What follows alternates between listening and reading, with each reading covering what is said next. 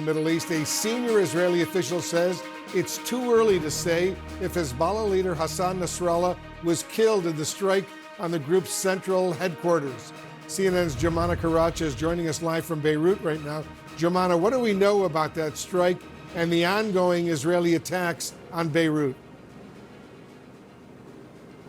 Well, you know, Wolf, about 7 hours ago, this entire city was rocked by these blasts. We were on the roof of this building and we felt the building shake. It was some of the largest explosions I have ever witnessed. And speaking to colleagues who have been in Lebanon, have covered Lebanon for years, they say that they have not seen strikes like this in Beirut in many, many years, saying that, you know, the last time that they felt large explosions like that was during the 2006 Israel-Hezbollah war.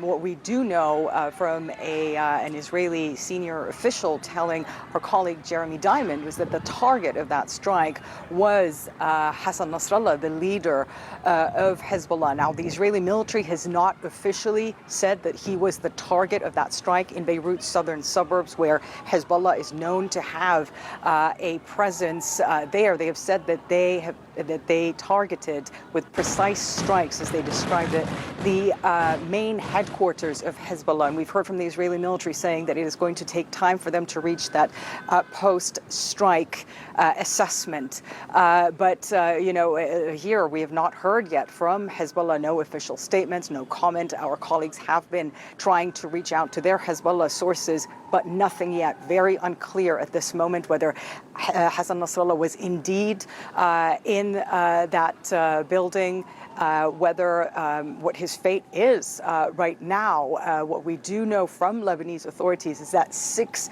buildings were reduced to rubble, Wolf. According to the health ministry, we've just received updated casualty figures. They say that at least 6 people are confirmed killed and at least 91 others have been injured, but they are cautioning that this is a casualty figure that is going to rise.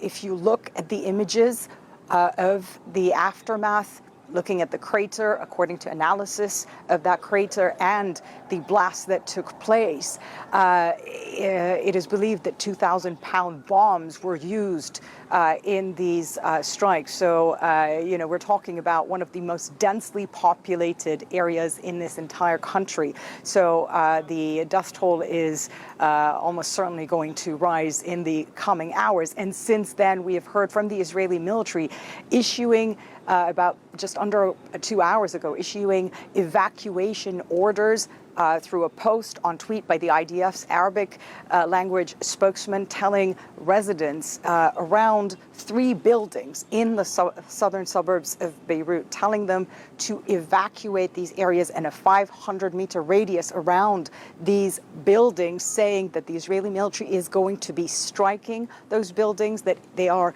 close to Hezbollah facilities and that they need to get out of there. And a short time ago, we heard from the Israeli military saying that they have begun conducting strikes on these buildings. We have to wait and hear more, but we heard from the Israeli military spokesman, Rear Admiral Hagari. He says that they are targeting what they say is missiles that are stored underneath these buildings. I can tell you this city and this entire country right now is on knife's edge, Wolf. I'm sure it is. Jomana Karacha in Beirut, stay safe. Thank you very much. Israel's new attack in Beirut is putting additional strain on its relationship with the United States as well. CNN's Alex Marquardt is joining us right now. He's over at the United Nations. So what is the U.S. saying about this, Alex? Well, Wolf, top Biden administration officials are really trying to distance themselves from this strike, saying that they had no advanced knowledge, no participation in this. In fact, the Secretary of Defense, Lloyd Austin, said that he learned about this from his counterpart, Yoav Gallant, as the operation was taking place. And tonight, Wolf, we are hearing more warnings about what this could mean for the region from those U.S. officials. Here's what Secretary of State Antony Blinken had to say earlier today. The events of the past week and the past few hours underscore what a precarious moment this is for the Middle East and for the world. Israel has the right to defend itself against terrorism. the way it does so matters. The choices that all parties make in the coming days will determine which path this region is on. And Wolf, this of course comes after the White House had put a ceasefire proposal between Israel and Hezbollah on the table for 21 days of pause, which Netanyahu appeared to immediately reject, saying the IDF would continue fighting with full force. Tonight we got a bit more of an explanation from a senior Israeli official who called this an honest misunderstanding. They claim, the Israeli side claims, that they wanted more, they had more questions about this process, while the U.S. wanted to see this ceasefire implemented immediately, and that was too soon for Israel. Wolf. And what else are you hearing from that senior Israeli official, Alex, about Nasrallah's fate?